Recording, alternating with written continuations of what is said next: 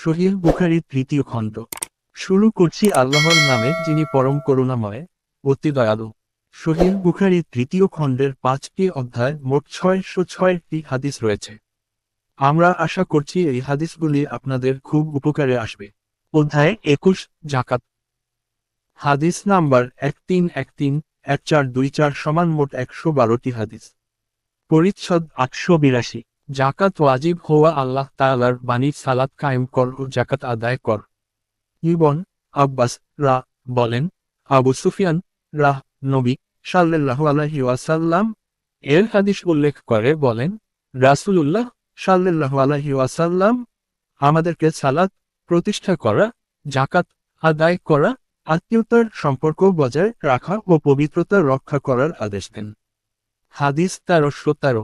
আবু আসিম জাহাক ইবনু মাখলাক ইবনু আব্বাস থেকে বর্ণিত যে, নবী সাল্লাল্লাহু আলাইহি ওয়াসাল্লাম কে শাসকরূপে ইয়ামান অভিমুখে প্রেরণকালে বলেন, সেখানের অধিবাসীদেরকে আল্লাহ ব্যতীত কোন ইলাহ নেই এবং আমি মুহাম্মদ সাল্লাল্লাহু আলাইহি ওয়াসাল্লাম আল্লাহর রাসূল এ কথার সাক্ষ্যদানের দাওয়াত দিবে। যদি তারা এ কথা মেনে নেয়, তাহলে তাদেরকে জানিয়ে দিবে, আল্লাহ তাদের উপর প্রতিদিন ও রাতে 5 ওয়াক্ত সালাত নামাজ ফরজ করেছেন। তারা যদি এ কথা মেনে নেয়, তবে তাদেরকে জানিয়ে দিবে, আল্লাহ তাদের সম্পদের উপর সাদকা জাকাত ফরজ করেছেন। তাদের মধ্যকার নিসাব পরিমাণ সম্পদশালীদের নিকট থেকে জাকাত উসুল করে তাদের দরিদ্রদের মধ্যে বিতরণ করে দেওয়া হবে। 1314। হাফস ইবনু উমর আবু আয়ুব থেকে বর্ণিত যে, এক সাহাবী নবী সাল্লাল্লাহু আলাইহি ওয়াসাল্লামকে বলল, আমাকে এমন আমল বলে দিন যা আমাকে জান্নাতে প্রবেশ করাবে। তিনি বললেন, তার কি হয়েছে? নবী সাল্লাল্লাহু আলাইহি ওয়াসাল্লাম বললেন, তার প্রয়োজন রয়েছে তো। তুমি আল্লাহর ইবাদত করবে, তার সাথে কোন কিছু শরীক করবে না, সালাত নামাজ কায়েম করবে, জাকাত আদায় করবে ও আত্মীয়তার সম্পর্ক বজায় রাখবে। ইমাম বুখারী বলেন, বাহজ সুবা এর সূত্রে বর্ণনা করেন, মুহাম্মদ ইবনু উসমান ও তার পিতা উসমান ইবনু আবদুল্লাহ উভয়ে মুসা ইবনু তালহা আবু আয়ুব সূত্রে নবী সাল্লাল্লাহু আলাইহি ওয়াসাল্লাম থেকে হাদিসটি অনুরূপ বর্ণনা করেন।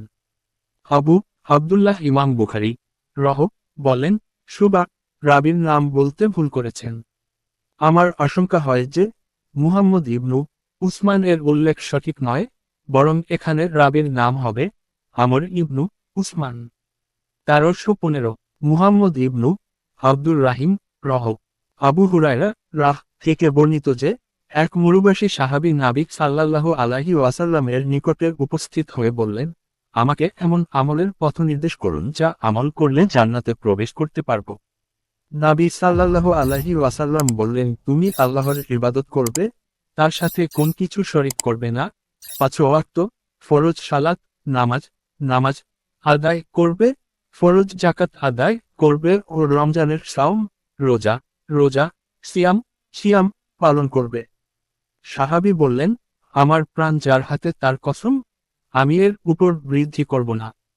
তিনি যখন ফিরে গেলেন তখন নবী সাল্লাল্লাহু আলাইহি ওয়াসাল্লাম বললেন, কেউ যদি জান্নাতি লোক দেখতে আগ্রহী হয় সে যেন তার দিকে তাকিয়ে দেখে। 1316।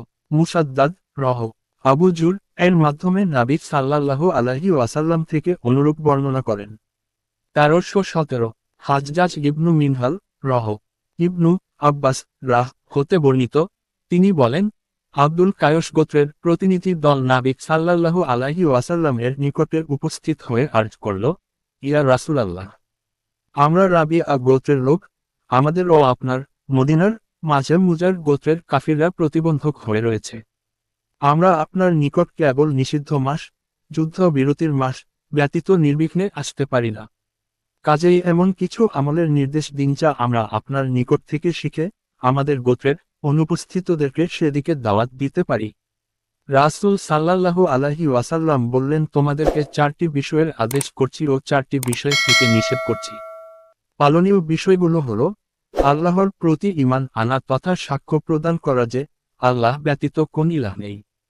রাবী বলেন, এ কথা বলার সময় নবী সাল্লাল্লাহু আলাইহি ওয়াসাল্লাম একক নির্দেশক, তার হাতের আঙ্গুলি বদ্ধ করেন, সালাত, নামাজ নামাজ কায়েম করা, জাকাত আদায় করা ও তোমরা গনিমতের 1/5 আদায় করবে, এবং আমি তোমাদেরকে নিষেধ করছি যে শুষ্ক কদু খলস, সবুজ রং প্রলেপযুক্ত পাত্র, খেজুর কাণ্ড নির্মিত পাত্র, কৈলজ পদার্থ প্রলেপযুক্ত মাটির পাত্র ব্যবহার করতে। সুলাইমান ও আবু নুমান রহ হাম্মাদ রহ থেকে বর্ণিত হাদিসে এরূপ বর্ণনা করেছেন ব্যতীত। 1318 আবুল ইয়ামান হাকাম ইবনু নাফি রহ আবু হুরায়রা রাহ থেকে বর্ণিত, তিনি বলেন, রাসূলুল্লাহ সাল্লাল্লাহু আলাইহি ওয়াসাল্লাম এর ওফাতের পর আবু বকর রাহ এর খিলাফতকালে আরবের কিছু সংখ্যক লোক মুরতাদ হয়ে যায়। তখন উমর রাহ আবু বকর রাহ কে লক্ষ্য করে বললেন, আপনি সেসব লোকদের বিরুদ্ধে কিভাবে যুদ্ধ করবেন যারা সম্পূর্ণ ধর্ম ত্যাগ করেনি, বরং জাকাত দিতে কুস্বীকৃতি জ্ঞাপন করেছে মাত্র। অথচ রাসূলুল্লাহ সাল্লাল্লাহু আলাইহি ওয়াসাল্লাম ইরশাদ করেছেন, বলার পূর্ব পর্যন্ত মানুষের বিরুদ্ধে যুদ্ধ করার আদেশ আমাকে দেয়া হয়েছে, যে কেউ তা বলল সে তার সম্পদ ও জীবন আমার পক্ষ থেকে নিরাপদ করে নিল। তবে ইসলামের বিধান লঙ্ঘন করলে শাস্তি দেওয়া যাবে, আর অন্তরের গভীরে হৃদয়াভ্যন্তরে কুফরি বা পাপ লুকানো থাকলে এর হিসাব নিকাশ আল্লাহর জিম্মায়। আবু বকর রাহ বললেন, আল্লাহর কসম, তাদের বিরুদ্ধে নিশ্চয় আমি যুদ্ধ করব যারা সালাত, নামাজ নামাজ ও জাকাতের মধ্যে পার্থক্য করবে, কেননা জাকাত হল সম্পদের উপর আরোপিত হক। আল্লাহর কসম, যদি তারা একটি মেষ শাবক জাকাত দিতেও অস্বীকার করে যা রাসূলুল্লাহ সাল্লাল্লাহু আলাইহি ওয়াসাল্লামের কাছে তারা দিত, তাহলে জাকাত না দেওয়ার কারণে তাদের বিরুদ্ধে আমি অবশ্যই যুদ্ধ করব। উমর রাহ বলেন, আল্লাহর কসম, আল্লাহ আবু বকর রাহ এর হৃদয়ে বিশেষ জ্ঞানালোকে উদ্ভাসিত করেছেন বিধায় তার এই দৃঢ়তা, এতে আমি বুঝতে পারলাম তার সিদ্ধান্তই যথার্থ। পরিচ্ছদ 883 জাকাত দেওয়ার ব্যয়। মহান আল্লাহর বাণী, যদি তারা তওবা করে এবং সালাত আদায় করে ও জাকাত প্রদান করে তবে তারা তোমাদের দ্বীনি ভাই। সকাল 9:11। 1319 মুহাম্মদ ইবনু আবদুল্লাহ ইবনু নুমাইর রহ জরির ইবনু আবদুল্লাহ রাহ থেকে বর্ণিত, তিনি বলেন, আমি নবী সাল্লাল্লাহু আলাইহি ওয়াসাল্লামের নিকট সালাত, নামাজ নামাজ কায়েম করা, জাকাত দেওয়া ও সকল মুসলমানের কল্যাণ কামনা করার উপর বায়আত করি। পরিচ্ছদ 884 জাকাত প্রদানে অস্বীকৃতি জ্ঞাপনকারীর গুনাহ। মহান আল্লাহর বাণী, যারা সোনা রূপা জমা করে রাখে এবং আল্লাহর পথে তা ব্যয় করে না, জাহান্নামের শাস্তি প্রদানকালে তাদেরকে বলা হবে, এখন সম্পদ জমা করে রাখার প্রতিফল ভোগ কর। সকাল 9:34 1320 আবুল ইয়ামান হাকাম ইবনু নাফি রহ আবু হুরায়রা রাহ থেকে বর্ণিত, তিনি বলেন, নবী সাল্লাল্লাহু আলাইহি ওয়াসাল্লাম বলেছেন, যে ব্যক্তি নিজের উটের উপর দরিদ্র, বঞ্চিত মুসাফিরের হক আদায় না করবে, কিয়ামত দিবসে সে দুনিয়া অপেক্ষা অধিক শক্তিশালী হয়ে খুর দিয়ে আপন মালিককে পিষ্ট করতে আসবে, এবং যে ব্যক্তি নিজের বকরির হক আদায় না করবে, সে বকরি দুনিয়া অপেক্ষা অধিক শক্তিশালী হয়ে মালিককে খুর দিয়ে পদদলিত করবে ও শিং দিয়ে আঘাত করবে। উট ও বকরির হক হল পানির নিকট জনসমাগম স্থলে ওদের দহন করা ও দরিদ্র বঞ্চিতদের মধ্যে দুধ বন্টন করা। নবী সাল্লাল্লাহু আলাইহি ওয়াসাল্লাম আরও বলেন, তোমাদের কেউ যেন কিয়ামত দিবসে হক অনাদায়জনিত কারণে শাস্তিস্বরূপ কাঁধের উপর চিৎকাররত বকরি বহন করে আমার নিকট না আসে এবং বলে, হে মুহাম্মদ, আমাকে রক্ষা করুন। তখন আমি বলব, তোমাকে রক্ষা করার ব্যাপারে আমার কোন ক্ষমতা নেই, আমি তো শেষ পরিণতির কথা পৌঁছে দিয়েছি। 1321 আলী ইবনু আবদুল্লাহ রহ আবু হুরায়রা রাহ থেকে বর্ণিত, তিনি বলেন, রাসূলুল্লাহ সাল্লাল্লাহু আলাইহি ওয়াসাল্লাম বলেছেন, যাকে আল্লাহ সম্পদ দান করেছেন কিন্তু সে এর জাকাত আদায় করেনি, কিয়ামতের দিন তার সম্পদকে বিষের তীব্রতার কারণে টেকোমাথা বিশিষ্ট বিষধর সাপের আকৃতির দান করে তার গলায় ঝুলিয়ে দেয়া হবে। সাপটি তার মুখের দুপার্শ্ব কোমরে ধরে বলবে, আমি তোমার সম্পদ, আমি তোমার জমাকৃত মাল। তারপর রাসূলুল্লাহ সাল্লাল্লাহু আলাইহি ওয়াসাল্লাম তিলাওয়াত করেন, আল্লাহ যাদেরকে সম্পদশালী করেছেন অথচ তারা সে সম্পদ নিয়ে কার্পণ্য করছে, তাদের ধারণা করা উচিত নয় যে সেই সম্পদ তাদের জন্য কল্যাণ বয়ে আনবে, বরং উহা তাদের জন্য অকল্যাণকর হবে। অচিরে কিয়ামত দিবসে যা নিয়ে কার্পণ্য করছে তা দিয়ে তাদের গোলদেশ শৃঙ্খলাবদ্ধ করা হবে। 3 বিসর্গ 180 পরিচ্ছদ 885। যে সম্পদের জাকাত আদায় করা হয় তা কাঞ্জ জমাকৃত সম্পদ এর অন্তর্ভুক্ত নয়।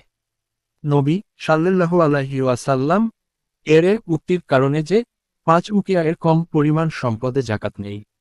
1322 আহমদ ইবনু সাবিব ইবনু সাইদ রহ খালিদ ইবনু আসলাম রাহ থেকে বর্ণিত, তিনি বলেন, আমরা আব্দুল্লাহ ইবনু উমর রাহ এর সাথে বের হলাম। এক মরুবাসী তাকে বলল, আল্লাহ তাআলার বাণী যারা সোনা ও রূপা জমা করে রাখে এর ব্যাখ্যা সম্পর্কে আমাকে অবহিত করুন। ইবনু উমর রাহ বললেন, যে ব্যক্তি সম্পদ জমা করে রাখে আর এর জাকাত আদায় করে না, তার জন্য রয়েছে শাস্তি। এ তো ছিল জাকাত বিধান অবতীর্ণ হওয়ার আগের কথা। 1 উকিয়া 40 দিরহাম পরিমাণ, 5 উকিয়া 41 সমান 200 দিরহাম সমান। 1323 ইসহাক ইবনু ইয়াজিদ রহ আবু সাঈদ রাহ থেকে বর্ণিত, তিনি বলেন, নবী সাল্লাল্লাহু আলাইহি ওয়াসাল্লাম বলেছেন 5 উকিয়া 1 উকিয়া 40 দিরহাম পরিমাণ, 5 উকিয়া 41 সমান 200 দিরহাম সমান। পরিমাণের কম সম্পদের উপর জাকাত নেই এবং 5টি উটের কমের উপর জাকাত নেই। 5 ওসাক 1 ওসাক 60 সায়ের সমান, 5 ওসাক 60 সমান 300 সা। 1 সা প্রায় 311 ছটাকের সমান, এর কম উৎপন্ন দ্রব্যের উপর জাকাত। 1324 আলী ইবনু আবু হাসিম রহ ইয়াজিদ ইবনু ওহব রহ থেকে বর্ণিত, তিনি বলেন, রাবাজা নামক স্থান দিয়ে চলার পথে আবুজার রাহ এর সাথে আমার সাক্ষাৎ হলো। আমি তাকে বললাম, আপনি এখানে কি কারণে আসলেন? তিনি বললেন, আমি সিরিয়ায় অবস্থানকালে নিম্নোক্ত আয়াতের তাফসীর সম্পর্কে মুআবিয়া রাহ এর সাথে আমার মতানৈক্য হয়। যারা সোনা ও রূপা জমা করে রাখে এবং আল্লাহর রাস্তায় তা ব্যয় করে না। মুআবিয়া রাহ বলেন, এ আয়াত কেবল আহলে কিতাবদের সম্পর্কে অবতীর্ণ হয়েছে। আমি বললাম, আমাদের ও তাদের সকলের সম্পর্কেই অবতীর্ণ হয়েছে। এই নিয়ে আমাদের উভয়ের মধ্যে বিরোধ চলছিল। এক সময় মুআবিয়া রাহ উসমান রাহ এর নিকট আমার নামে অভিযোগ করে পত্র পাঠালেন। তিনি পত্রযোগে আমাকে মদিনায় ডেকে পাঠান। মদিনায় পৌঁছলে আমাকে দেখতে লোকেরা এত ভিড় করল যে এর পূর্বে যেন তারা কখনো আমাকে দেখেনি। উসমান রাহ এর নিকট ঘটনা বিবৃত করলে তিনি আমাকে বললেন, ইচ্ছা করলে আপনি মদিনার বাইরে নিকটে কোথাও থাকতে পারেন। এ হলো আমার এ স্থানে অবস্থানের কারণ। খলিফা যদি কোন হাবশী লোককেও আমার উপর কর্তৃত্ব প্রদান করেন তবুও আমি তার কথা শুনব এবং আনুগত্য করব। 1325 আয়াস ও ইসহাক ইবনু মানসুর আহনাফ ইবনু কায়স রহ থেকে বর্ণিত, তিনি বলেন, একবার আমি কুরাইশ গোত্রীয় একদল লোকের সাথে বসেছিলাম। এমন সময় রুক্ষ চুল, মোটা কাপড় ও খসখসে শরীর বিশিষ্ট এক ব্যক্তি তাদের নিকট এসে সালাম দিয়ে বলল, যারা সম্পদ জমা করে রাখে তাদেরকে এমন গরম পাথরের সংবাদ দাও, যা তাদেরকে শাস্তি প্রদানের জন্য জাহান্নামের আগুনে উত্তপ্ত করা হচ্ছে। তা তাদের স্তনের বোটার উপর স্থাপন করা হবে আর তা কাঁধের পেশি ভেদ করে বের হবে এবং কাঁধের উপর স্থাপন করা হবে, তা নড়াচড়া করে সজোরে স্তনের বোটা ছেদ করে বের হবে। এরপর লোকটি ফিরে গিয়ে একটি স্তম্ভের পাশে বসল।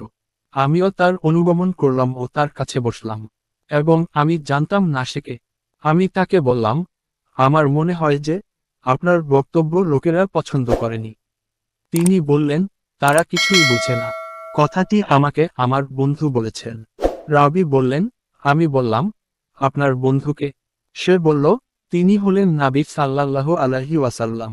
রাসূলুল্লাহ সাল্লাল্লাহু আলাইহি ওয়াসাল্লাম আমাকে বলেন, হে আবু যার, তুমি কি উহুদ পাহাড় দেখেছ?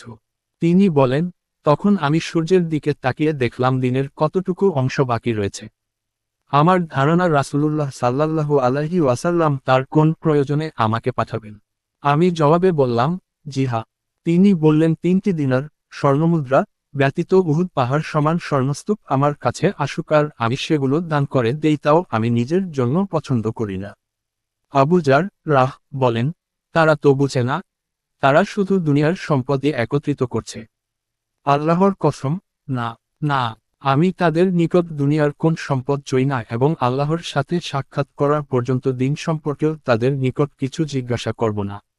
পরিচ্ছদ ৮৮৬ সম্পদ যথাস্থানে ব্যয় করা ১৩২৬ মুহাম্মদ ইবনু মুসান্না রহ ইবনু মাসউদ রাহ থেকে বর্ণিত, তিনি বলেন, আমি নাবী সাল্লাল্লাহু আলাইহি ওয়াসাল্লামকে বলতে শুনেছি, কেবল মাত্র দু ধরনের ব্যক্তির প্রতি ঈর্ষা রাখা যেতে পারে, একজন এমন ব্যক্তি যাকে আল্লাহ সম্পদ দিয়েছেন এবং ন্যায়পথে তা ব্যয় করার মতো ক্ষমতাবান বানিয়েছেন।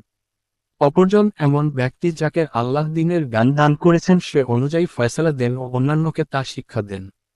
পরিচ্ছদ ৮৮৯ হালাল উপার্জন থেকে সাদকা এ প্রসঙ্গে মহান আল্লাহর বাণী, আল্লাহ সুদকে নিশ্চিহ্ন করেন ও সাদকা বর্ধিত করেন, অকৃতজ্ঞ পাপীকে ভালোবাসেন না। যারা ঈমান আনে এবং সৎ কাজ করে, সালাত কায়েম করে, জাকাত দেয়, তাদের পুরস্কার তাদের প্রতিপালকের নিকট আছে। তাদের কোন ভয় নেই এবং তারা দুঃখিত হবে না। ২-২৭৬-২৭৭ ৮৮৭ পরিচ্ছেদ সাদকা প্রদানের রিয়া, লোভ দেখানো। এর প্রসঙ্গে আল্লাহ তাআলার বাণী, হে মুমিনগণ, দানের কথা প্রচার করে এবং ক্লেশ দিয়ে তোমাদের দানকে নিষ্ফল করো না, আল্লাহ কাফির সম্প্রদায়কে হিদায়াত করেন না। ২-২৬৪ ইবন আব্বাস রা বলেন, মসৃণ পাথর, ইকরিমা রাহ বলেন, প্রবল বৃষ্টি, কুয়াশা।